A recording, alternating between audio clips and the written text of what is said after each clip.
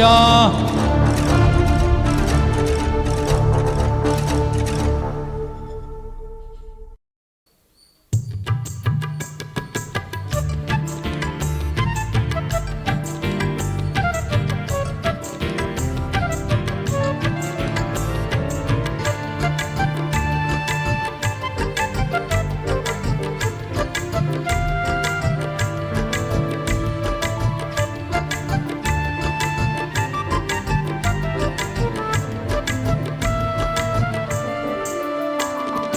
திக்கற்ற வேளையிலே பக்கபலம் இயேசு, எக்காலமும் உனக்கு தக்க துணை இயேசு, தக்க துணை இயேசு. திக்கற்ற வேளையிலே பக்கபலம் இயேசு, எக்காலமும் உனக்கு தக்க துணை இயேசு, தக்க துணை இயேசு. திக்கற்ற வேளையிலே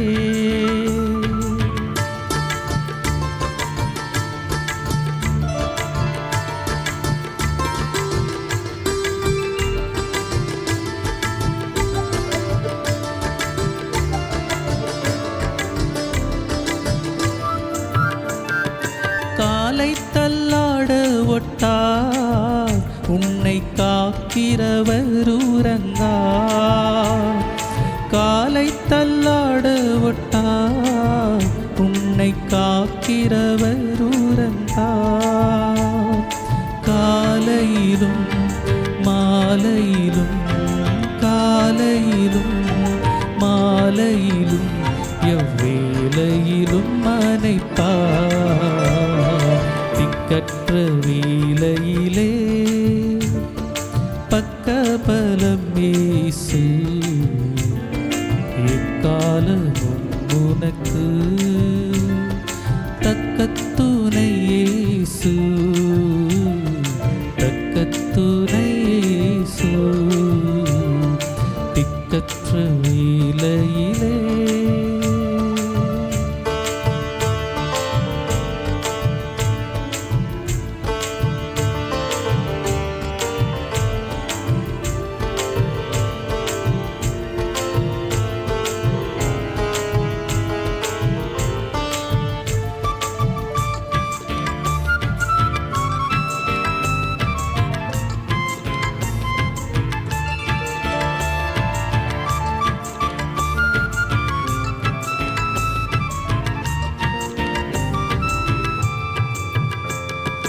கண்களை ஏறெடுத்தால் இன்றே நீ விசுவாசித்தால், கண்களை ஏறெடுத்தால் இன்றே நீ விசுவாசித்தால், நன்மைகளை அற்புதமாய், நன்மைகளை அற்புதமாய் இயேசுவில் கண்டிடுவார். திக்கற்ற வேளையிலே பக்கபலம் இயேசு, எக்காலமும் உனக்கு பக்கத்துணை இயேசு, பக்கத்துணை இயேசு. திக்கற்ற வேளையிலே பக்கபலம் இயேசு, எக்காலமும் உனக்கு தக்க துணை இயேசு, தக்க துணை இயேசு. கர்த்தர் நல்லவர். அந்த நாளிலும் வந்து கலந்து கொண்டிருக்கிற உங்கள் ஒவ்வொருவரையும் உயிர்த்தெழுந்த இயேசுவின் நாமத்தினாலே வாழ்த்தி ஆசீர்வதிக்கிறேன். கர்த்தர் தாமே உங்கள் ஒவ்வொருவரையும் ஆசீர்வதித்து காத்துக்கொள்வாராக. அல்லேலூயா. துணையின் ஆண்டு மெய்யாகவே நாம் ஒவ்வொருவருக்கும் அவர் துணையாய் இருப்பார். பிரச்சனை, போராட்டம், வியாதிகள், துக்கம், அவமானங்கள், கண்ணீர், நெருக்கடி என்ன வந்தாலும் அவர் நமக்கு துணையாக இருப்பார். நீரே எங்கள் துணை. அல்லேலூயா. அதோடு மாத்திரமல்ல, இந்த நேரலையிலே பார்க்க போகிற உங்களையும் இயேசு கிறிஸ்துவின் நல்ல நாமத்தினால் வாழ்த்தி ஆசீர்வதிக்கிறேன். உங்களையும் கர்த்தர் ஆசீர்வதிப்பாராக. நாம் கர்த்தருடைய வார்த்தைக்குள்ளாய் கடந்து போவோம். பாஸ்டர் இமானுவேல் டேவிட் அவர்கள் வந்து நம்மோடு கூட கர்த்தருடைய வார்த்தையை பகிர்ந்து கொள்வார்.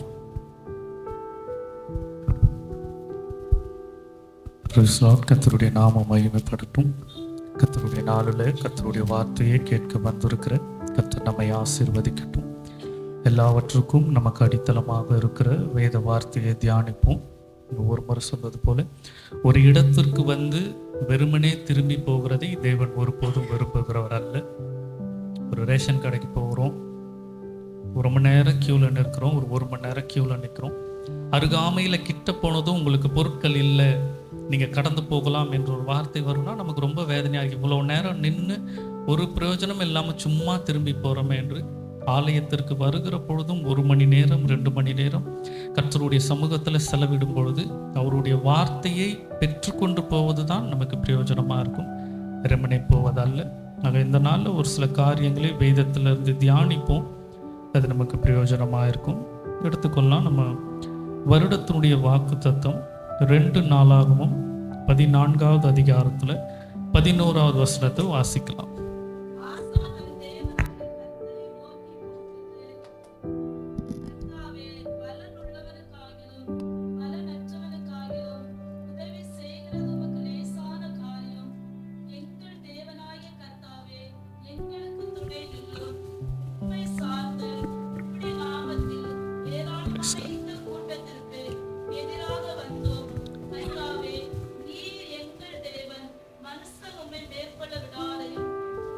பலம் உள்ளவனுக்காகிலும் பலம் அற்றவனுக்காகிலும், அதாவது ஸ்ட்ரென்த், ஒரு பலம் இருக்கலாம், இல்லாமல் போகலாம்.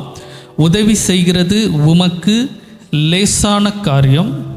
நம்முடைய வாக்குத்தத்தமாக இந்த வருடத்தில் எடுத்துக்கொண்ட பகுதி, எங்கள் தேவனாகிய கர்த்தாவே எங்களுக்கு துணை நெல்லும். துணையின் வருடம். தேவன் நமக்கு இந்த வருடத்தில் துணையாய் இருக்க வேண்டும், துணையாய் இருப்பார். அதுதான் நம்ம விசுவாசிக்கிறோம். இதில் பார்க்கும்பொழுது துணை என்று பார்க்கும்போது அதில் தியானிக்க அநேக காரியம் இருக்கிறது. எந்த சூழ்நிலையில் அவர் துணை இருப்பார், அவர் துணை இருக்கும் பொழுது என்ன காரியங்கள் நடக்கும், எப்படி அவர் துணையாக இருப்பார், யாருக்கு துணையாக இருப்பார், இப்படி நிறைய காரியங்கள் இருக்குது. ஒவ்வொன்றாக இந்த வருடம் முழுவதும் நமக்கு நேரம் இருக்குது. கர்த்தர் நமக்கு ஜீவனையும் கர்த்தருடைய வருகையும் தாமதிக்கும் என்று விசுவாசிப்போம். கர்த்தர் அந்த காரியங்களை, அநேக காரியங்களை கற்றுக்கொள்ளலாம். இதில் பார்க்கும்பொழுது துணை என்றால் பொதுவாகவே துணை இல்லாத பொழுது அநேக நேரங்களில் கலக்கங்கள் இருக்கும், வருத்தங்கள் இருக்கும், பயங்கள் இருக்கும், கேள்விக்குறிகள் இருக்கும். அதே சமயத்தில் துணை, எல்லா விதமான துணையும் இருந்தாலும் சில நேரத்தில் நமக்கு இந்த சூழ்நிலைகள் நீடிக்கும். அதாவது நமக்கு துணையாக இருப்பவர்கள் எப்படிப்பட்ட மனிதர்கள் என்பது மிகவும் முக்கியம். ஒரு சண்டைக்கு கடந்து போகிறாங்க, கூட போகிறவங்க ரொம்ப பயப்படுற மாதிரி ஆட்கள் ஒரு 10 பேர் வச்சுருக்காங்க. போகும்போதே ஐயோ அவங்க நம்மளை அடிச்சிருவாங்க போல இருக்கே, என்ன செய்வோம், ஓடுறதுக்கு ஏதாவது ரெடியாக இருக்கீங்களா, என்ன வச்சுருக்கீங்கன்னு இப்படி சொல்லிக்கொண்டே ஒரு 10 பேர் துணை இருந்தால் அந்த துணை இருக்கிறதுல பிரயோஜனமே இல்லை. ஆனால் ஒரே ஒரு துணை, நான் எல்லாம் பார்த்துக்கலாங்க, என்ன ஆயிரப்போகுது, நமது தைரியமாக இருக்குல்ல, பலம் இருக்குல்ல, இப்படி ஒரு துணை இருந்தால் அதுதான் முக்கியம். அப்போ துணை என்பது யார் துணையாக இருக்கிறார்கள் என்பது மிகவும் முக்கியமான ஒன்று. அதான் இந்த வாசிக்கிறோம், தேவன் நமக்கு துணையாக இருக்கக்கூடியவர். துணை என்று சொல்லும் பொழுது எல்லாவற்றிலும் நம்மோடு கூட இருப்பது, நமக்கு ஆலோசனைகள் செய்வது.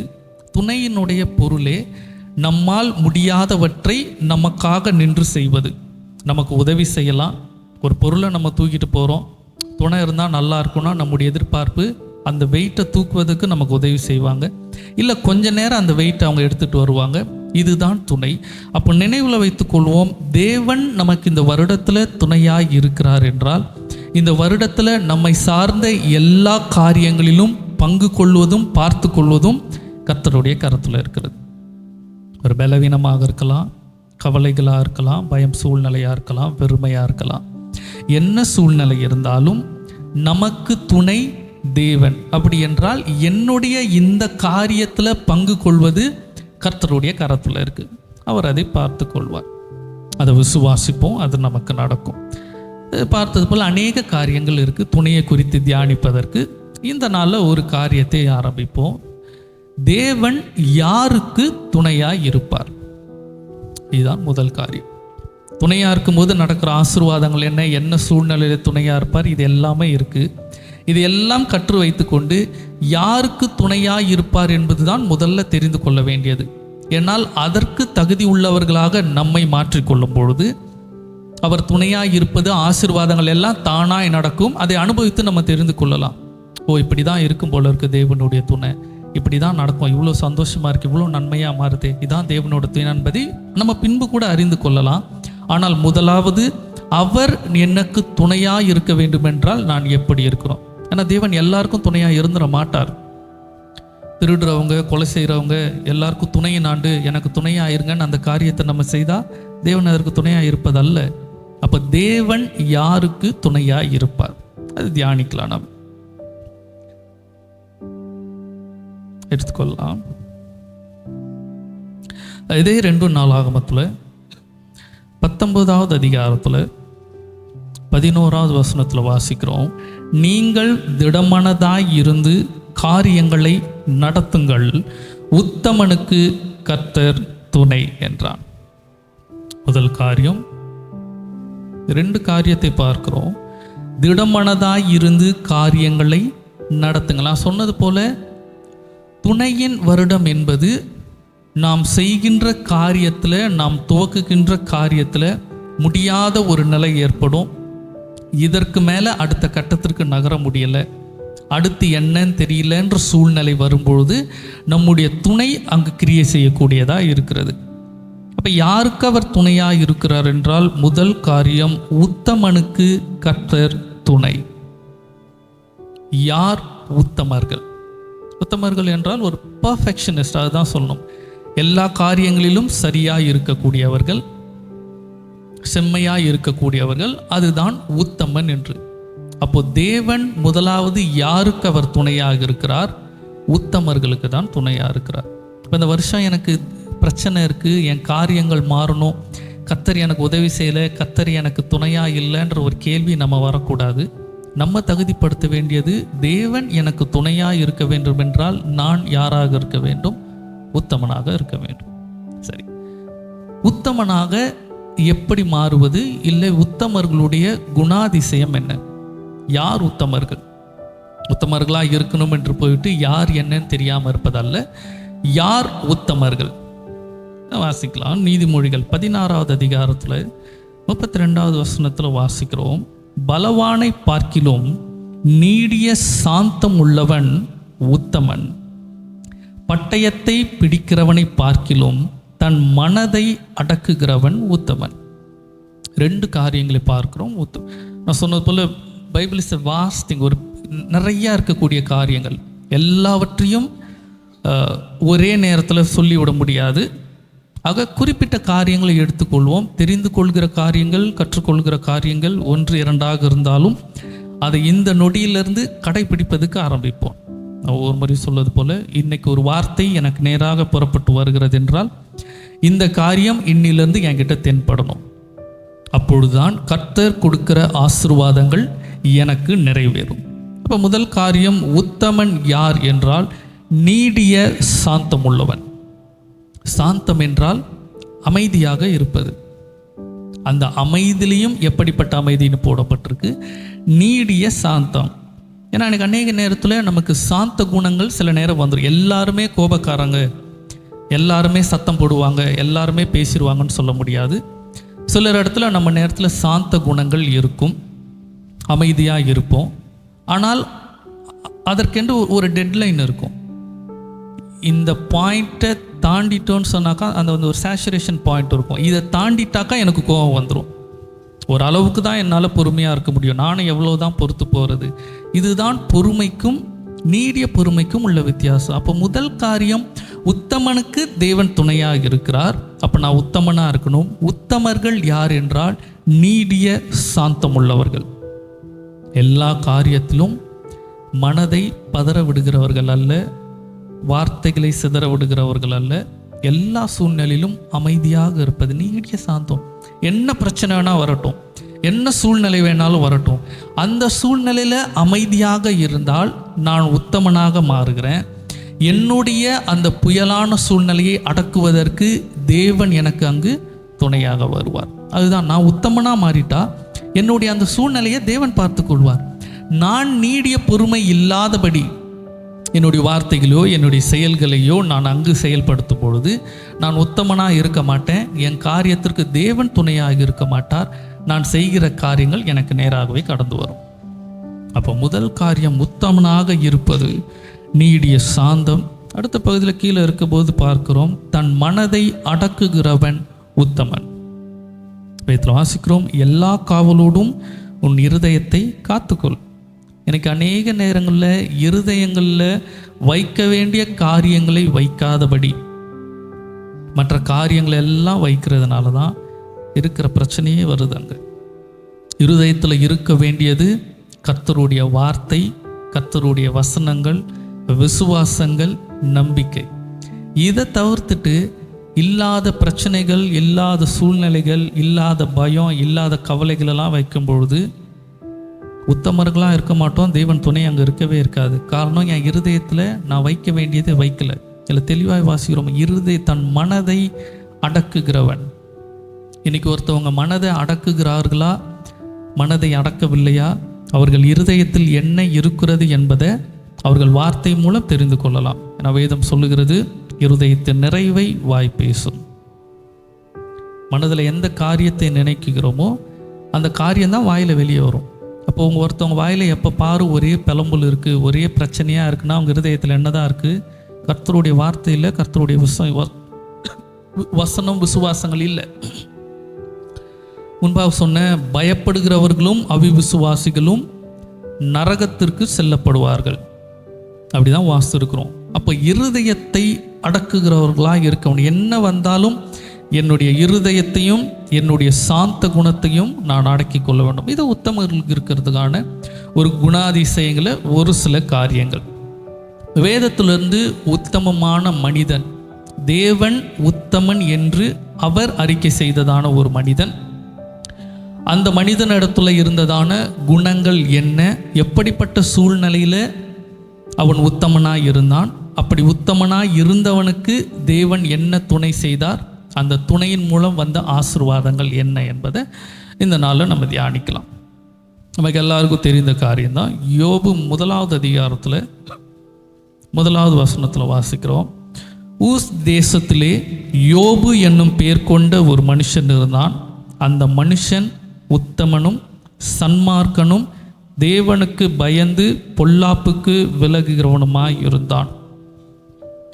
8வது வசனத்தில் வாசிக்கும் பொழுது, கர்த்தர் சாத்தானை நோக்கி, என் தாசனாகிய யோபின் மேல் கவனம் வைத்தாயோ. நான் படிச்சுக்கிறேன். உத்தமனும் சன்மார்க்கனும் தேவனுக்கு பயந்து பொல்லாப்புக்கு விலகுகிறவனும் ஆகிய அவனைப் போல் பூமியில் ஒருவனும் இல்லை என்றார். வேதத்தில் 2 காரியம் இருக்குது. இந்த யோபு புஸ்தகத்தை பைபிள் எழுதின அந்த காலகட்டங்கள் இதை பார்க்கும்பொழுது இதுதான் முதலாவது நடந்த சம்பவமாக இருக்கும். மோசே சம்பவத்திற்கெல்லாம் முன்பாக ஆதியில் நடந்ததாக இருக்கும் என்று அந்த சரித்திரத்தை பிரிக்கும் பொழுது இருக்கிறது. அப்போ வேதத்தில் எழுதப்பட்டது யோபு உத்தமன் என்று மாத்திரம் இல்லாதபடி அவன் உத்தமன் என்று அங்கே இருக்கிற ஊர் மக்கள் சொன்னாங்க, தீர்க்கதரிசி சொன்னார்கள், மற்றவர்கள் சொன்னார்கள் என்று போடப்படலை. தேவனே அந்த இடத்துல அவனுக்கு அறிக்கை இடுகிறார். பிசாசானவன் இடத்துல சொல்லுகிறார், அவன் உத்தமன், சன்மார்க்கன், தேவனுக்கு பயந்து நடக்கிற மனிதன். அப்ப தேவனால யோபு உத்தமன் என்று சாட்சி பெற்றதான ஒரு மனிதன். இன்னைக்கு நம்மை குறித்து தேவன் உத்தமன் என்று அவரால் சாட்சி கொடுக்க முடியுமா? ஒருவேளை இது நாள் வரைக்கும் தேவனால அப்படி சாட்சி கொடுக்க முடியாத நிலைமை இருந்தால் வரக்கூடிய நாட்களில் நம்மை குறித்தும் தேவன் உத்தமன் என்று சாட்சி கொடுக்க வேண்டும். அவர் உத்தமர்களுக்கு தான் துணையாக இருப்பார். ஆக நம்மை மாற்றிக்கொள்ள வேண்டிய விதத்தில் மாற்றிக்கொள்வோம், கற்றுக்கொள்ள வேண்டிய காரியங்களை கற்றுக்கொள்ளலாம். யோபுவை எதற்காக அவர் உத்தமன் என்றார்? அவன்கிட்ட என்ன குணம் இருந்தது? ஒன்றொன்றாக பார்க்கலாம். முதலாவது 4வது வசனத்தில் பார்க்கும்பொழுது, அவன் குமாரர் அவனவன் தன் தன் நாளிலே தன் தன் வீட்டிலே விருந்து செய்து தங்கள் 3 சகோதரிகளையும் தங்களோடு போஜனம் பண்ணும்படி அழைப்பார்கள். வாசிக்கிறோம், அவனவன் தன் தன் நாளிலே தன் தன் வீட்டிலே. முதல் காரியம், யோபுவுக்கு 10 பிள்ளைகள் இருந்தார்கள். 10 பிள்ளைகளில் ஆண் பிள்ளைகள் ஒவ்வொருவருக்கும் யோபு அவர்களுக்கென்று தனித்தனியாக ஒரு வீடை கட்டி கொடுத்திருக்கிறான். எல்லாரும் அவர்கள் ஒன்றாக இருந்தது போல வேதத்தில் இல்லை. ஏன்னா யோபு மிகவும் வசதி படைத்தவன். பிள்ளைகளுக்கு என்ன வயதாயிற்று என்று நமக்கு தெரியாது, என்ன சூழ்நிலை என்று தெரியாது. ஆனால் ஒன்று தெரியும், பிள்ளைகளை ஒவ்வொருத்தருக்கும் தனித்தனியாக வீடு கட்டி கொடுத்துருக்கிறான். இங்கே அப்படி தான் நம்ம வாசிக்கிறோம். ஏன்னா தெளிவாக இருக்கிறது, அவனவன் தன் தன் நாளிலே. தன் தன் நாள் என்று சொல்லும்பொழுது ஒருவேளை அவர்களுக்கென்று நியமித்த ஒரு விசேஷ நாட்களாக இருக்கலாம். இப்போ நமக்குன்னு பிறந்த நாள் வைத்திருக்கிறோம், திருமண நாள் வைத்திருக்கிறோம், கெட் டுகெதருக்குன்னு ஒரு நாள் வைப்போம். ஒவ்வொன்றுக்கும் ஒவ்வொரு நாள் வைத்திருக்கிறது போல் வாரத்திற்கு ஒரு நாள் இருக்கலாம், மாதத்திற்கு ஒரு நாளாக இருக்கலாம். அது எப்படி என்று நமக்கு தெரியாது. ஆனால் ஒவ்வொருவரும் அவர்கள் வீட்டில் ஒரு நாளை நிர்ணயம் பண்ணுறாங்க. இன்றைக்கி என் வீட்டில் எல்லோரும் விருந்து சாப்பிட்லாம், ஒரு நாள் உன் வீட்டில் எல்லோரும் விருந்து சாப்பிட்லாம் என்று சொல்லி அவர்கள் அவர் வீட்டில் விருந்து வைக்கிறார்கள். வைக்கும் பொழுது தங்கள் 3 சகோதரிகளையும் தங்களோடு போஜனம் பண்ணும்படி அழைப்பார்கள். முதல் காரியம், யோபு தன்னுடைய பிள்ளைகளுக்கு அவன் சொத்துகள் ஆஸ்திகளை கொடுத்தது மாத்திரமல்ல, நல்ல பழக்க வழக்கங்களை அவன் பிள்ளைகளுக்கு அவன் கற்றுக் கொடுத்து வைத்திருந்தான். ஒற்றுமையாக இருப்பது, சகோதரிகளை கவனிப்பது, உடன் பிறந்தவர்களோடு அனுசரணையாக இருப்பது, அன்பாக இருப்பது. ஆனால் சிறு வயதில் நல்ல காரியங்களை ஒருவேளை போதிக்காமல் விட்டிருந்தா, என் பங்கு எனக்கு, நான் பிரிஞ்சு இருக்கிறேன், நான் எதுக்கு ஒன்று கூப்பிடணும், நான் இருந்தால் போதும்னு சொல்லி ஒவ்வொருத்தர் பிரிந்து இருப்பார்கள். இங்கே தெளிவாக வாசிக்கிறோம், அவர்கள் எல்லோரும் ஒன்றாக இருந்தார்கள். அவர் சகோதரிகளை, அவன் கூட பிறந்தவர்களை அவர் நேசிப்பதற்கு, கனம் பண்ணுவதற்கு, ஒன்றாக இருப்பதற்கு, எல்லா காரியங்களிலும் யோபு பிள்ளைகளுக்கு நல்ல பழக்க வழக்கங்களை அவன் கற்றுக் கொடுத்து வைத்திருந்தான். இன்னைக்கு பெற்றோராக இருக்கிற ஒவ்வொருத்தருடைய கடமையும் பிள்ளைகளுக்கு நல்ல பழக்க வழக்கங்களை போதிப்பது மிகவும் அவசியம். பைபிளை படிச்சியா, ஜோம் பண்ணியா, இது கேட்குறது நல்லது தான். அது மாத்திரமல்ல, ஒரு இடத்திற்கு போகும்பொழுது உடை அலங்காரம் எப்படி இருக்க வேண்டும், பேச்சு எப்படி இருக்க வேண்டும், செயல் எப்படி இருக்க வேண்டும், எங்கே போகணும், என்ன பண்ணணும், எப்படி பேசணும், என்ன நடந்து கொள்ளணும் என்று ஒவ்வொரு காரியத்தையும் கற்றுக் கொடுப்பது பெற்றோருடைய கடமை. அப்படி ஒரு காரியத்தை யோபு செய்ததுனால தான் யோபு கர்த்தருடைய பார்வையில் அவன் உத்தமனாக தென்பட்டான். அவன் சரியாக இருந்தான். ஏதோ பிள்ளைகளை வளர்ந்தோம், அவங்களுக்கும் வீடை கொடுத்துட்டோம், இனி அவங்க பார்த்துப்பாங்க என்பது போல் அல்ல.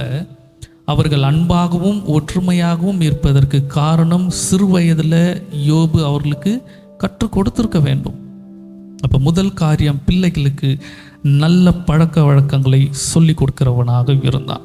அடுத்த காரியத்தை 5வது வசனத்திலிருந்து வாசிக்கும் பொழுது, விருந்து செய்கிற அவனுடைய நாள் முறை முடிகிற போது யோபு ஒருவேளை தன் குமாரர் பாவம் செய்து தேவனை தங்கள் இருதயத்திலே தூஷித்திருப்பார்கள் என்று சொல்லி அவர்களை அழைப்பித்து பரிசுத்தப்படுத்தி அதிகாலமே எழுந்து அவர்கள் எல்லாருடைய இலக்கத்தின்படியேயும் சர்வாங்க தகன பலிகளையும் செலுத்துவான். இந்த பிரகாரம் அந்த நாட்கள் எல்லாம் செய்து வருவான்.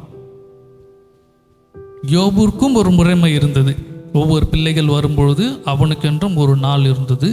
அதில் வாசிக்கும்போது இதில் வாசிக்கிறோம், ஒருவேளை தன் குமாரர் பாவம் செய்து, ஏன்னா இவன் கண்களுக்கு முன்பாக செய்வதாக இல்லை. நான் சொன்னது போல், ஏன்னா யோபு அவன் நல்ல விசுவாசத்தில் நல்ல காரியங்களில் அவன் திடப்பட்டவன். பிள்ளைகளுக்கு அவன் நல்ல காரியங்களை போதித்திருக்கிறான்.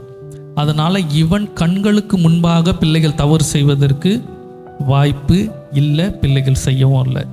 இன்றைக்கி எத்தனை பெற்றோரால் உறுதியாக சொல்ல முடியும், என் பிள்ளைக எனக்கு பயந்துருக்கு, நான் சொல்கிறது தான் செய்யும், என் கண்களுக்கு முன்பாக தவறு செய்யாது என்று? இல்லை, பெற்றோர் கண்களுக்கு முன்பாகவே பிள்ளைகள் சரியில்லாத நிலைமையில் இருக்கிறாங்க, தவறான காரியத்தை செய்கிறாங்க, அதை கண்டிக்க முடியல என்றால் சிறு வயதில் சரியான கர்த்தருடைய காரியங்களை போதிக்கலை. நான் சொல்கிறேன், பிள்ளைகளை வளர்ப்பதற்கு நிறையா ஃபிலாசபி தியாலஜிக்கல் இருக்கும்.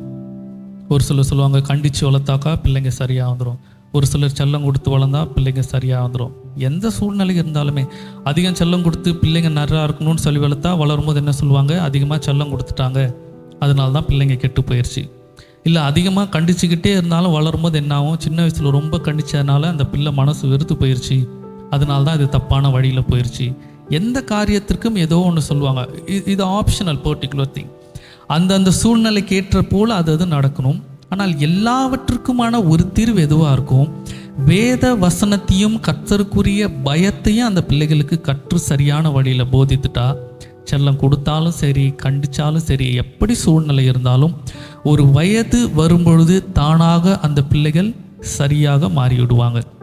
ஏனால் அவர்களுக்குள்ளாக இருப்பது வேத வசனம். வேத வசனம் இல்லாதபடி என்னதான் உலக அறிவுரைகள் ஆலோசனைகள் நாங்கள் சரியாக வளர்க்குறோம், செல்லமாக வளர்க்குறோம், கண்டித்து வளர்க்குறோம், எந்த வழியில் போனாலும் அது சரியான ரீதியில் வராது. ஆனால் கர்த்தருடைய வசனத்தை சிறு வயதிலிருந்தே கொடுத்துக்கிட்டே இருந்தால் எப்படி இருந்தாலும் அந்த பிள்ளைகள் வரும்போது சரியான காரியத்தில் வந்துடும். இங்கே யோபு அவன் பிள்ளைகளை அவன் சரியாக வளர்த்திருந்தான். அதனால் இவன் கண்களுக்கு முன்பாக அவர்கள் தவறு செய்ய துணிகிறவர்கள் அல்ல. இருந்தாலும் இவன் இருதயத்திற்குள்ள என்ன, ஒருவேளை இருதயத்திலே தேவனை தூஷித்திருப்பார்களோ. யோபுகிடத்தில் கற்றுக்கொள்ள வேண்டிய இன்னொரு காரியம், பிள்ளைகளுடைய பரிசுத்தத்தை குறித்து கர்த்தருக்கும் அவர்களுக்குமான உறவை குறித்து அதிக பாரப்படக்கூடியவனாக இருந்தான். நல்லா கவனிக்கணும், பிள்ளைகளுக்கு வசதிகளை ஏற்படுத்தி கொடுத்துட்டான், நல்ல வீடு கட்டி கொடுத்தாச்சு. யோபு கிழக்கத்திய புத்திரர்களே அவன் ரொம்ப விருத்தி அடைந்தவனாக இருந்தான், ரொம்ப வசதியாக இருந்தான். பிள்ளைகளுக்கு எந்த குறையும் இல்லை, எல்லாரும் அன்பாக இருக்கிறாங்க, நல்ல காரியத்தில் இருக்கிறாங்க, உலக பிரகாரமாக அவர்கள் சரியாக இருக்கிறார்கள். இது போதும் என்கிறதான நிலைமை யோபுக்கு வரவே இல்லை. ஒவ்வொரு முறையும் அவர்கள் ஒன்றாய் சேரும்போது இருக்கும்பொழுது நடக்கலை. ஒருவேளை இருதயத்தில் தூஷித்திருப்பார்களோ.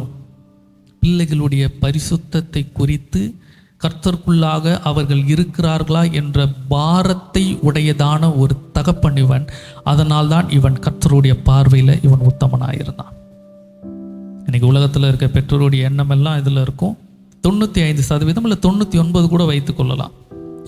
நல்லா படிச்சுக்கிறாங்களா, வேலைக்கு போகிறாங்களா, கல்யாணம் ஆகுதா, அவங்களுக்கு ஒரு பிள்ளைங்க லைஃப் செட்டில் ஆகிட்டாங்களா, அவ்வளோதான், இது போதும். இது சர்ச்சுக்கு போகிறாங்களா, ஜோம் பண்ணுறாங்களா, இது மேலோட்டத்துக்கு இருக்காங்களா, இது போதும். இதை குறித்து தான் அதிக பாரம் இருக்குமே தவிர அவர்கள் பரிசுத்தமாக இருக்கிறார்களா, கர்த்தருக்குள்ளாக இருக்கிறார்களா, ஒழுங்கான ரீதியில் இருக்கிறார்களா என்பதை குறித்த பாரம் அநேகருக்கு இன்று கிடையாது. கர்த்தருடைய பார்வையில் உத்தமனாக இருக்க வேண்டும், கர்த்தருடைய பார்வையில் சன்மார்க்கனாக இருக்க வேண்டும். கர்த்தர் நமக்கு உதவ வேண்டும் என்றால் பிள்ளைகளுக்கு நல்ல காரியங்களை போதிப்பதும், பிள்ளைகளுடைய பரிசுத்த பாரம் இருப்பதும், அதை சரி செய்வதும் பெற்றோருடைய கரங்களில் இருக்கிறது. அந்த காரியத்தை தவற விட்டுட்டா நம்ம உத்தமர்கள் என்று தேவனால் சொல்லவும் முடியாது. தேவன் நம்முடைய சூழ்நிலைகளை நமக்கு உதவிக்கரம் நீட்டுவதும் கிடையாது. வேத வார்த்தைகள், கர்த்தருடைய செயல்கள் நமக்கு பலன் இருக்கும் பொழுது, வசதிகள் இருக்கும் பொழுது, வயதுகள் இருக்கும் பொழுது ஒருவேளை உதவி இல்லாமல் இருக்கலாம், பார்த்துக்கலாம் அப்படின்ற மாதிரி. ஆனால் நான் நிச்சயம் சொல்கிறேன், யாராக இருந்தாலும் இந்த வேத வசனம், இந்த வார்த்தைகள் தேவைப்படுகிற ஒரு நாள் வரும். அப்போ எப்போது ஐயோ ஒரு வேளை இந்த காரியத்தை ஆரம்பத்தில் செய்திருக்கலாமோ, இதை தவற விட்டுட்டோமோ என்கிற பின்பு வருந்துகிற நிலைக்கு முன்பாக இப்பொழுதிருந்தே கர்த்தர் வேதத்தில் நமக்கு கற்றுக் கொடுக்கிற காரியங்களை கடைப்பிடிப்பதற்கு ஆரம்பிப்போம். அப்போ உத்தமனாக இருக்க வேண்டும் என்றால் நான் சரியாக இருப்பேன். என்னுடைய வாழ்க்கை என்னுடையது மட்டுமல்ல, என்னை சார்ந்தவர்களதும். அப்போ யோபு அவன் பிள்ளைகளுடைய பரிசுத்தத்தில் அவன் கவனமாக இருந்தான். அவர்கள் தேவனிடத்தில் சேருவதற்கு என்ன வழியோ அந்த காரியத்தை அவன் செய்தான். அதற்கு பலி கொடுப்பதோ, ஆலோசனை கொடுப்பதோ ஒழுங்கு செய்வதோ இந்த காரியங்கள் எல்லாம் அவன் செய்தான். காரியத்தையும் வாசிக்கலாம். 11வது வசனத்தில் வாசிக்கும்போது, ஆனாலும் உம்முடைய கையை நீட்டி அவனுக்கு உண்டானதை எல்லாம் தொடுவீரானால் அப்பொழுது அவன் உமது முகத்திற்கு எதிரே உம்மை தூஷிக்கானோ பாரும் என்றான். கர்த்தர் சாத்தானை நோக்கி, இதோ அவனுக்கு உண்டானவைகள் எல்லாம் உன் கையில் இருக்கிறது, அவன் மேல் மாத்திரம் உன் கையை நீட்டாதே என்றார். அப்பொழுது சாத்தான் கர்த்தருடைய சந்நிதியிலிருந்து புறப்பட்டு போனான். அடுத்த ஒரு காரியத்தை பார்க்கிறோம்.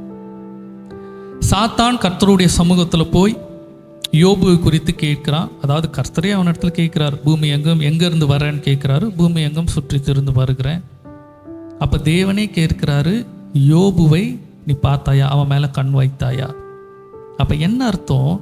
பூமியில் எவ்வளவு ஆட்கள் இருந்தாலும் தேவனுக்கென்று உத்தமனாய் இருந்தது யோபு மாத்திரம்தான். அப்போ வந்தாலே தெரியும் இவன் இவனை குறித்து தான் வந்திருப்பான். ஏன்னா வேற யாரும் அந்த அளவுக்கு பூமியில் அவன் காலகட்டத்தில் அப்படி இல்லை.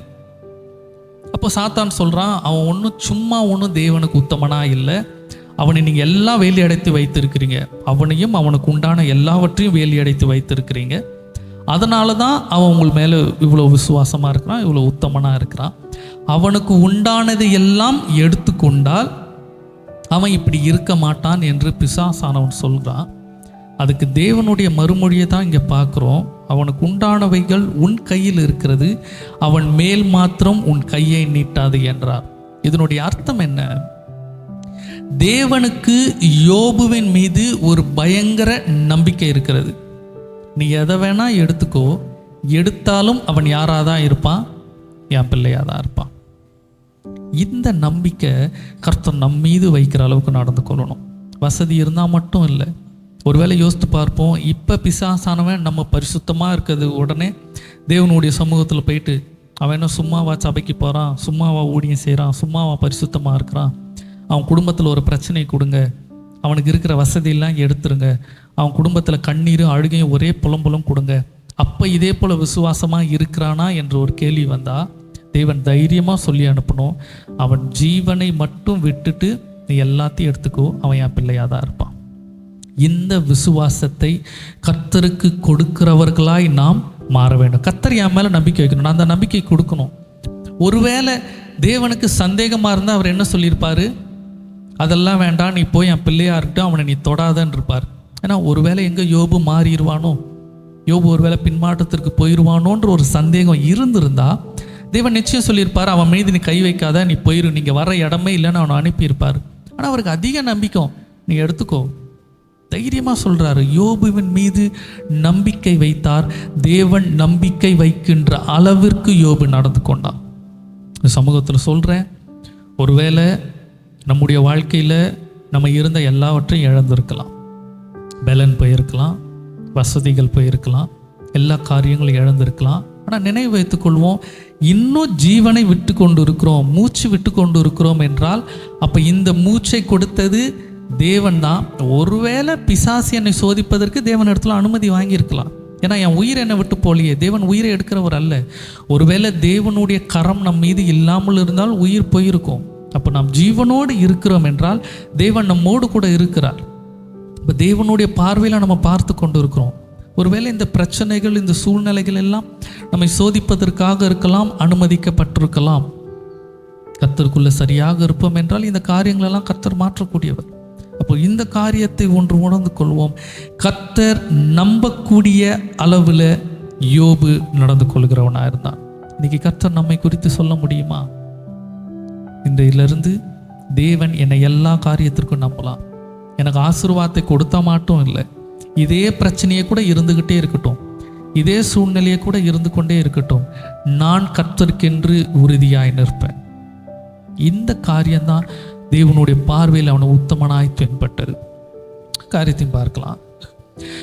19வது வசனத்தில் பார்க்கும்பொழுது, வனாந்தர வழியாய் பெருங்காற்று வந்து அந்த வீட்டின் 4 மூலையிலும் அடிக்க அது பிள்ளைகளின் மேல் விழுந்ததினால் அவர்கள் இறந்து போனார்கள். நான் ஒருவன் மாத்திரம் தப்பி அதை உமக்கு அறிவிக்கும்படி வந்தேன் என்றான்.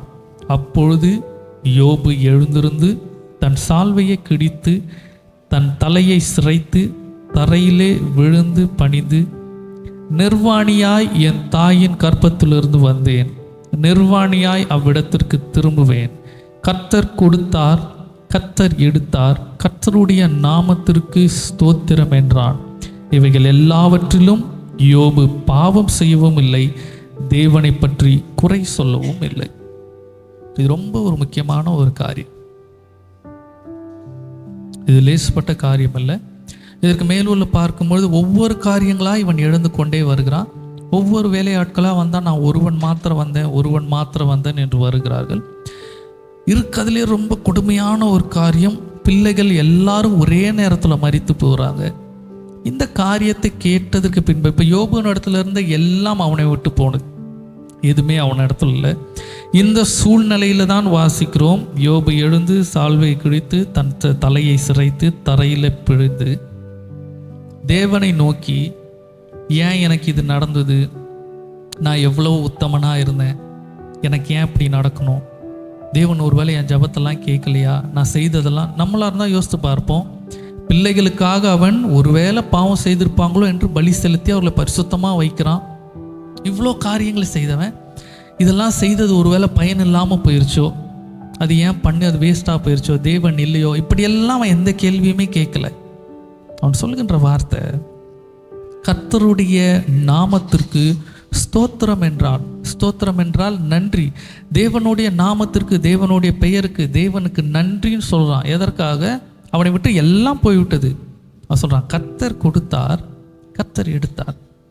இழப்புகள் வரும்பொழுது அவன் கர்த்தரை தூஷிக்கல. தெளிவாய் வாசிக்கிறோம், இவற்றை எல்லாவற்றிலும் யோபு பாவம் செய்யவும் இல்லை, தேவனை பற்றி குறை சொல்லவும் இல்லை. இன்றைக்கி நமக்கு பிரச்சனை வந்தாக்கா தேவனை குறித்து எல்லாம் குறை சொல்ல தான் செய்வோம். ஜெபிக்கிறேன், நடக்க மாட்டேங்குது, ஆண்டவர் கேட்க மாட்டேங்கிறாரு, இல்லை அவர் எப்போ செய்வாருன்னு தெரியல. எப்போ செய்வார் தெரியலனாலே என்ன அர்த்தம்? தேவனை குறை தான் சொல்கிறோம். இது முன்னாடியே செஞ்சுருக்குன்னா அவர் செய்யாமல் இருக்கார். இதனால் அவருடைய உள்ள அர்த்தம். அவர் எப்போ செய்வார் தெரியல, ஏன் செய்யலன்னு தெரியல, ஜெபிக்கிறேன் ஒன்றும் நடக்கலை. இப்படி தேவனை குறித்து குறை தான் சொல்லுகிறோம். இல்லைன்னா நமக்கு ஒருவேளை இப்போ இருக்கிற பிரச்சனைகளை பார்த்து இதற்கு முன்பாக தேவன் செய்த நன்மைகள் எல்லாம் விட்டுருவோம்.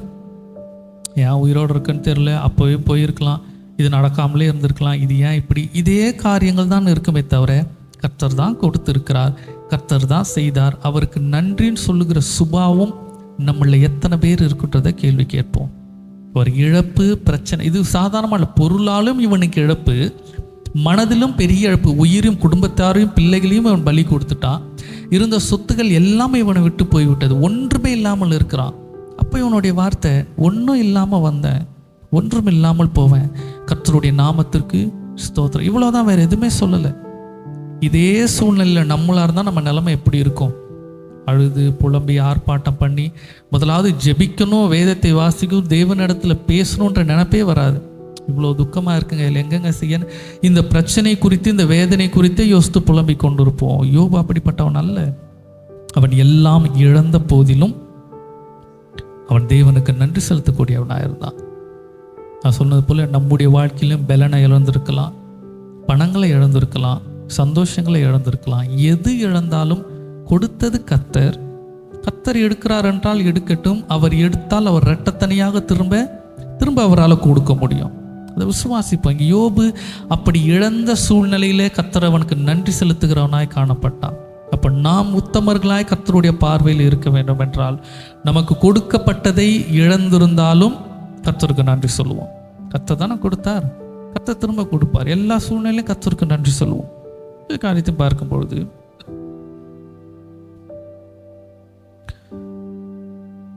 மூன்றாவது வசனத்தில் இருக்கும்போது, அப்பொழுது கர்த்தர் சாத்தானை நோக்கி, நீ என் தாசனாகிய யோபின் மேல் கவனம் வைத்தாயோ? உத்தமனும் சன்மார்க்கனும் தேவனுக்கு பயந்து பொல்லாப்புக்கு விலகும்புறமாகிய அவனைப் போல் பூமியில் ஒருவனும் இல்லை. முகாந்தரம் இல்லாமல் அவனை நிர்மூலமாக்கும்படி நீ இன்னும் தன் உத்தமத்தில் உறுதியாய் நிற்கிறான் என்றார். இவ்வளோ காரியங்களை இழந்தாலும் அதற்கு அடுத்த அதிகாரத்தில் வரும்பொழுது பார்க்கிறோம், எல்லாவற்றையும் இழந்தாலும் திரும்ப இவன் சாத்தான் முன்பாக போய் நிற்கிறான். அதை மன்னிக்கணும், சாத்தான் தேவனுக்கு முன்பாக போய் நிற்கிறான். அப்போது தேவன் சொல்லுகிறார், இப்பொழுதும் அவன் உத்தமத்தில் அவன் நிற்கிறான். அப்போ தேவனுடைய பார்வையில் உத்தமமாய் எது தென்படுகிறது? எல்லாம் இழந்தாலும், பணம் இருக்குது, வசதியாக இருக்குது, அதுதான் சரியானவன் உத்தமன் என்றால், ஒன்றுமே இல்லை என்றாலும் கர்த்தரை விட்டு பின்வாங்காதபடி, கர்த்தரை குறை சொல்லாதபடி அவரை பிடித்து கொண்டிருப்பதை கர்த்தர் உத்தமமாய் பார்த்தார். இப்போ அடுத்து சொல்லுகிறாரு, இப்போ அவன் சொல்கிறான், திரும்பவும் அவனுடைய சரீரத்தின் மேலே கை வைப்பதற்கு அவர் அனுமதி கொடுக்கிறார். அதுதான் வாசிக்கிறோம். சாத்தான் கர்த்தருக்கு பிரதியுத்தரமாக, தோளுக்கு பதிலாக தோலையும் தன் ஜீவனுக்கு பதிலாக தனக்கு உண்டான எல்லாவற்றையும் மனுஷன் கொடுத்து விடுவான். இப்போ சொல்கிறான் சாத்தான், பொருள் எல்லாம் போயிடுச்சு, ஒருவேளை பிள்ளைகள் இறந்துட்டாங்க, அதெல்லாம் தாங்கிக்கலாம். யோபுக்கென்று அவன் மீது ஒன்றுமே இல்லை. அவன் சரீரத்தில் ஒரு பிரச்சனை வந்தால் அவனுக்கு இருக்கிற விசுவாசம் எல்லாமே போயிடும். அவன் சரீரத்தை தொடுங்க, அவன் தனியாக விட்டு போயிடுவான்.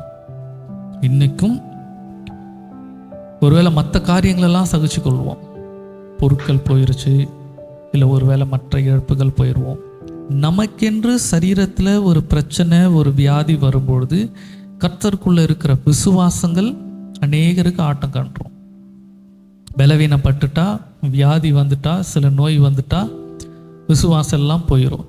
கர்த்தரை விட்டு பின்வாங்குகிற நிலைமை. நான் சொன்னப்போல நேரடியாக பின்வாங்குவதல்ல, கர்த்தர் மீது இருக்கிற அதிக விசுவாசம், குறை சொல்வது, கர்த்தரை கேள்வி கேட்பது, இப்படிப்பட்ட காரியங்களெல்லாம் வந்துவிடும். ஆனால் யோபின் இடத்துல அவன் சரீரத்தில் அவனுக்கு பலவீனம் வந்தாலும் அவன் கர்த்தரை விட்டு பின்வாங்கலை. அடுத்து வாசிக்கும் போது 9வது அதிகாரத்தில், 9வது வசனத்தில் அவன் மனைவி அவனை பார்த்து பேசுகிற காரியத்தை பார்க்கிறோம். அப்பொழுது அவன் மனைவி அவனை பார்த்து, நீ இன்னும் உம்முடைய உத்தமத்தில் உறுதியாய் நிற்கிறீரோ? தேவனை தூஷித்து ஜீவனை விடும் என்றால், அதற்கு அவன், நீ பைத்தியக்காரி பேசுகிறது போல பேசுகிறாய். தேவன் கையிலே நன்மையை பெற்ற நாம் தீமையை பெற வேண்டாமோ என்றான். இவைகள் எல்லாவற்றிலும் யோபு தன் உதடுகளினால் பாவம் செய்யவில்லை. அநேக நேரம் சொல்வது போல நம்முடைய வாயின் வார்த்தைகளில், பேசுகிற காரியங்களில் மிக கவனமாக இருக்க வேண்டும். வாயின் சொற்களினால அநேக நேரத்தில் பாவங்களை செய்கிறோம். நீங்கள் யோபு இப்படிப்பட்ட சூழ்நிலை வந்தும் அவன் வாயினால் பாவம் செய்யலை. இப்படிப்பட்ட சூழ்நிலைகள் நமக்கு வரும்போது தான் அநேக நேரம் வாயினால் பாவம் நம்ம செய்கிறோம். அதற்காக தான் தேவன் எடுத்துக்காட்டாக வேதத்தில் எழுதி வைத்திருக்கிறார். நம் வாயின் வார்த்தையில் எதை அறிக்கையிடுறோம். இதில் பார்க்கிறோம்,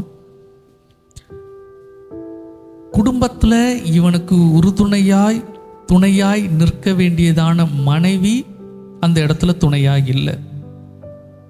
மனைவி என்ன சொல்றா, நீ இன்னும் ஏன் உன் உத்தமத்தில் இருக்கிற? தேவனை தூஷித்துட்டு, அதாவது தேவனை அசிங்கமாக திட்டிட்டு நீயும் செத்து போயிரு. அப்போ மனைவி ஒரு முடிவுக்கு வந்துட்டா. என்ன முடிவு? யோபு உன்னுடைய வாழ்க்கை முடிஞ்சு போயிடுச்சு, இவ்வளவுதான், இதுக்கு மேலே இவனுக்கு ஒன்றுமே கிடையாது.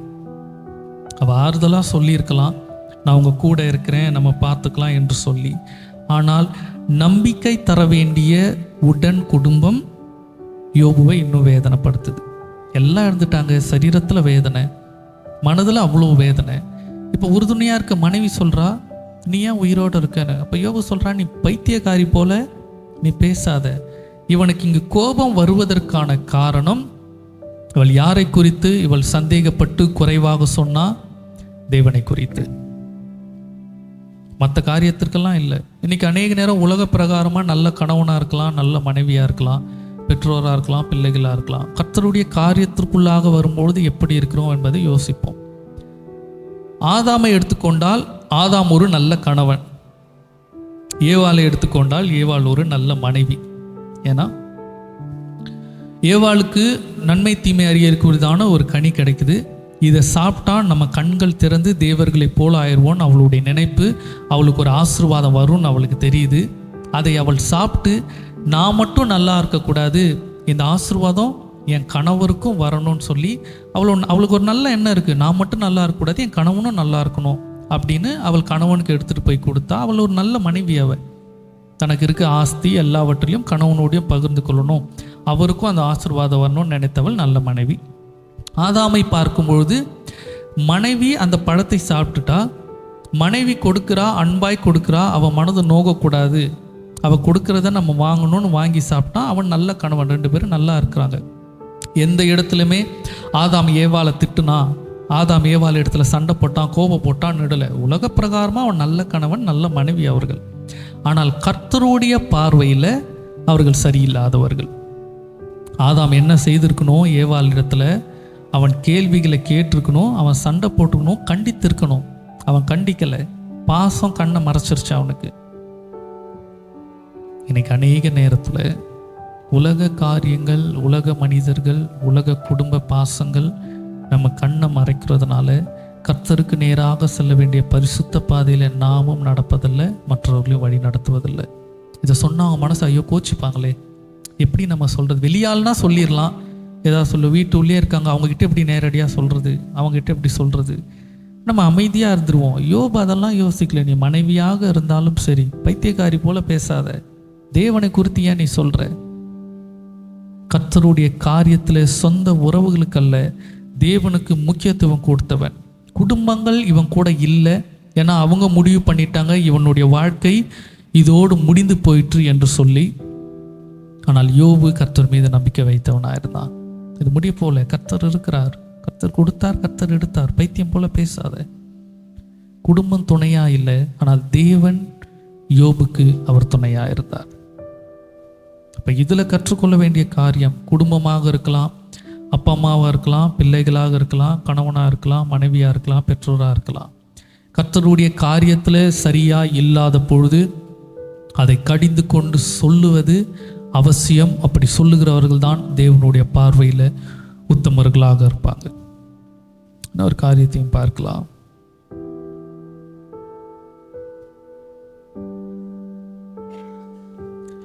யோபு 13வது அதிகாரத்தில் 5வது வசனத்தில் வாசிக்கிறோம், நீங்கள் பேசாமல் இருந்தால் நலமாகும், அது எங்களுக்கு ஞானமாயிருக்கும். இன்னொரு காரியத்தை நான் சொன்னது போல, யோபுவினுடைய நண்பர்கள் இவனிடத்துல வருகிறாங்க. இவனிடத்துல வந்து இவனை அநேக காரியங்கள்னால இவனை துக்கப்படுத்துகிறாங்க, அநேக வார்த்தைகளை சொல்லுகிறாங்க. அப்போ 2 பேருக்குள்ளே நிறைய கான்வர்சேஷன் பில்ட் ஆகிட்டே போகுது. ஒரு காலகட்டம் வரும்பொழுது யோபு சொல்லுகிறான், நீங்கள் பேசாதிருந்தால் நலமாகும். அதனுடைய அர்த்தம் என்ன? நீங்கள் பேசாமல் அமைதியாக இருங்க, நீங்கள் பேசவே வேண்டாம். இந்த காரியங்களை அநேக நேரம் சொல்ல கற்றுக்கொள்ள வேண்டியது நமக்கு அவசியம். ஏன்னா யோபு நண்பர்கள் எல்லாம் வந்து இவனுக்கு ஆறுதல் சொல்வதற்காக அவங்க கிளம்பி வராங்க. 7 நாள் அமைதியாக உட்காந்துக்கிட்டு இருக்காங்க, எதுவுமே பேசலை, அமைதியாக உட்கார்ந்துருக்காங்க. உட்கார்ந்துட்டு ஆறுதல் சொல்வது போல யோபுவை குறித்து அவர்கள் குறை சொல்லி யோபுவை வேதனைப்படுத்தி யோபுவை மனமடிவாக்குறபடி அநேக காரியங்களை சொல்லி கொண்டு இருக்கிறாங்க. இன்னைக்கு நம்முடைய வாழ்க்கையிலும் நிறைய அப்படி தான் வருவாங்க. நமக்கு ஆறுதல் சொல்வது போல, நல்லது சொல்வது போல, நம்மை வேதனைப்படுத்துவதற்கு, குறை சொல்வதற்கு, நம்ம இடத்துல இருக்கிற காரியங்களை குத்தி காட்டுவதற்கு, என்ன சூழ்நிலைகள்லாம் தெரியாது. ஆனால் நம்ம இடத்துல இருக்கிற வெளி காரியங்களை பார்த்து ஏதாவது காரியத்தை சொல்லிக்கொண்டே இருப்பாங்க. நான் அடிக்கடி சொல்வது போல, வேத வார்த்தைகள், விசுவாசமான வார்த்தைகள், நல்ல காரியங்கள் பேசாத எந்த ஒரு நபரினிடத்திலையும் உறவுகளை வைத்து கொள்ள வேண்டாம். அது குடும்பமாகவே இருந்தால் கூட அமைதியாக பேசாமல் இருப்பது நல்லது. பேசினா நல்ல காரியங்களை பேச வேண்டும், விசுவாசத்தை உறுதிப்படுத்துகிற மாதிரி பேச வேண்டும். நல்லா இருக்கிறவங்களையும் வேதனைப்படுத்தி அவங்களையும் துக்கப்படுத்தி புலம்பிக்கிட்டே இருந்தால் அப்படிப்பட்டவங்ககிட்ட நேரடியாக சொல்லலாம், நீங்கள் பேசாமல் இருந்தால் நல்லமாக இருக்கும். கொஞ்சம் யோசித்து பாருங்கள், இந்த வார்த்தையை நம்மளால் சொல்ல முடியுமா? இது ஈஸி தானங்க சொல்கிறதுக்குன்னு. யாருன்னே தெரியாதவங்க கிட்ட சொல்லிடலாம்.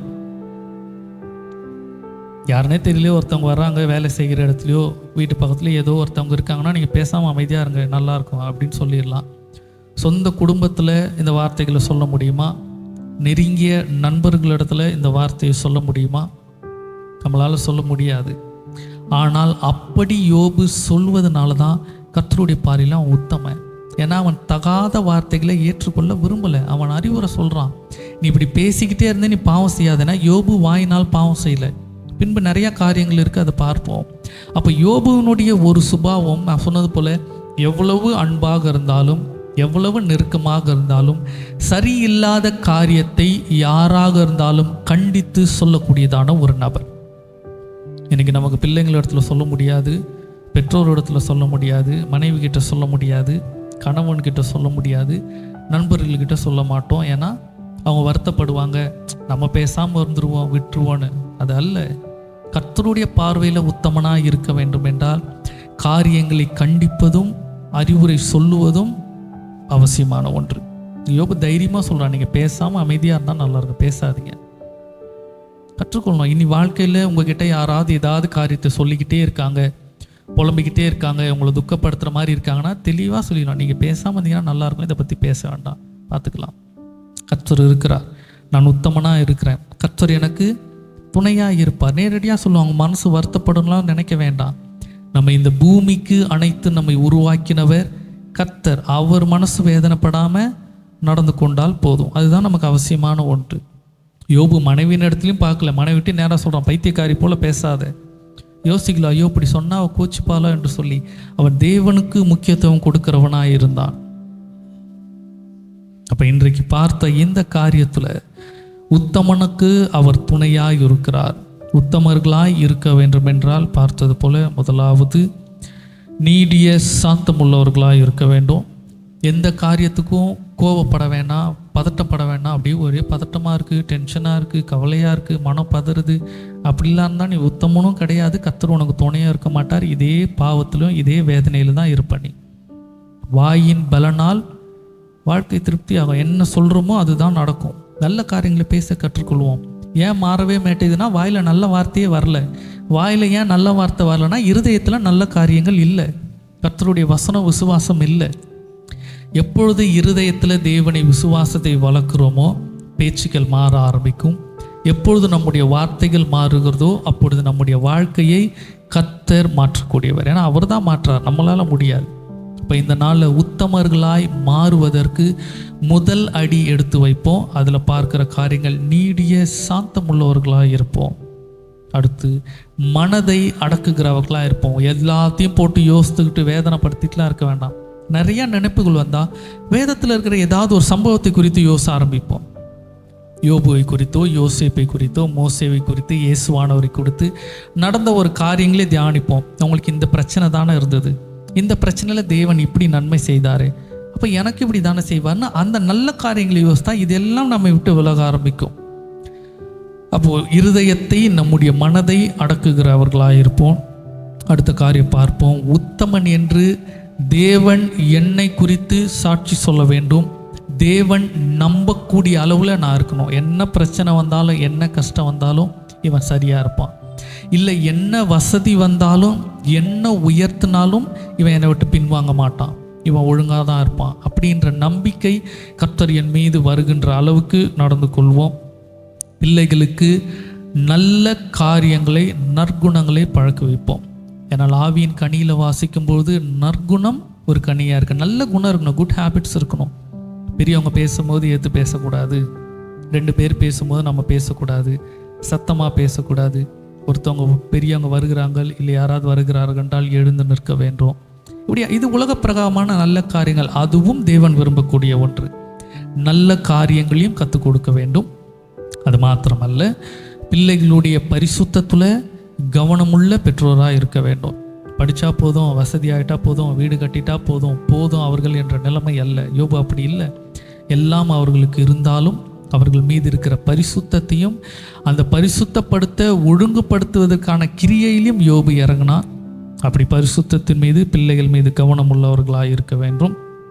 அடுத்த காரியம், எல்லாவற்றிலும் தேவனுக்கு நன்றி செலுத்துகிறவர்களாக இருக்க வேண்டும். எது இழந்தாலும், இல்லாமல் போனாலும் நன்றி செலுத்துகிறவர்கள். அடுத்த காரியம், குடும்பமாக இருந்தாலும், எவ்வளவு நெருங்கிய உறவாக இருந்தாலும் கர்த்தரை விட்டு நம்மை விலக்குகிற மாதிரி பேசுகிறார்கள், இல்லை நமக்கு மனம் நோகிற மாதிரி நம்முடைய விசுவாசத்தை, நம்ம ஒரு காரியத்தில் பயங்கர விசுவாசமாக இருப்போம், இது இப்படி தான் நடக்கும், நான் ஜெபிச்சிருக்கேன்னு. ஆனால் பேசும்போது இது இப்படியே இருந்தால் எப்படி, அப்படி இப்படின்னு நம்முடைய விசுவாசத்தை மாற்றுகிற மாதிரி வார்த்தைகள் வந்தால் அது யாராக இருந்தாலும் நேரடியாக சொல்லிடுவோம், நீங்கள் பேசாமல் இருந்தால் நல்லா இருக்கும். கர்த்தர் பார்த்துக்கொள்வார். என்னை படைச்சது கர்த்தர் தான், என்னை உருவாக்குனது கர்த்தர் தான், என்னை வாழ வைப்பது கர்த்தர் தான்.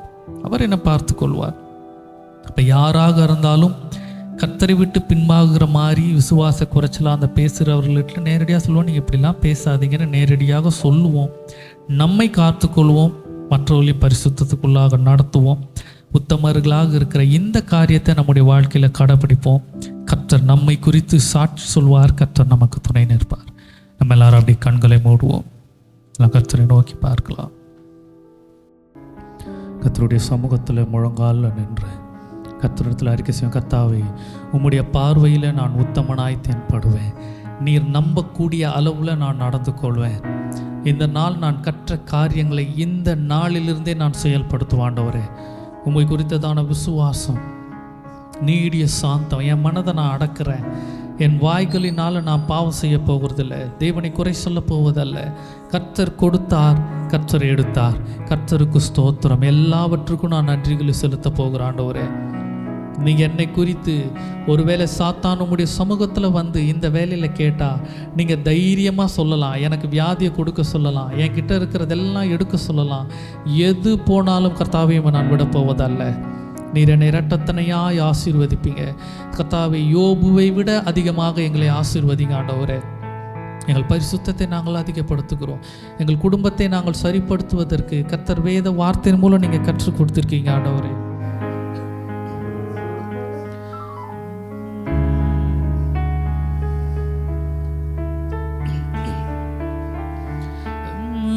சந்நிதியில் முழங்காலில் நின்று உம் பாதையில் நான் நடந்திட்டால் இன்னல் துன்பமே வந்தாலும் நான் பின் திரும்பேனே. உம் சந்நிதியில் நின்று உம் பாதையில் நான் நடந்திட்டால் இன்னல் துன்பமே வந்தாலும் நான் பின் திரும்பினேன். உம்மையை நான் நேசிப்பேன், உம்மையை நான் நேசிப்பேன், உம்மையை நான் நேசிப்பேன். நான் பின் திரும்பேனே. உம்மையை நான் நேசிப்பேன், உம்மையை நான் நேசிப்பேன், உம்மையை நான் நேசிப்பேன். நான் பின் திரும்பேனே. சொல்லுமா. உம் சந்நிதியில் முழங்காலில் நின்று உம் பாதையில் நான் நடந்திட்டால் இன்னும் துன்பமே வந்தாலும் நான் பின் திரும்பேனே. உம் சந்நிதியில் முழங்காலில் நின்று உம் பாதையில் நான் நடந்திட்டால் இன்னல் துன்பமே வந்தாலும் நான் பின் திரும்பேன்.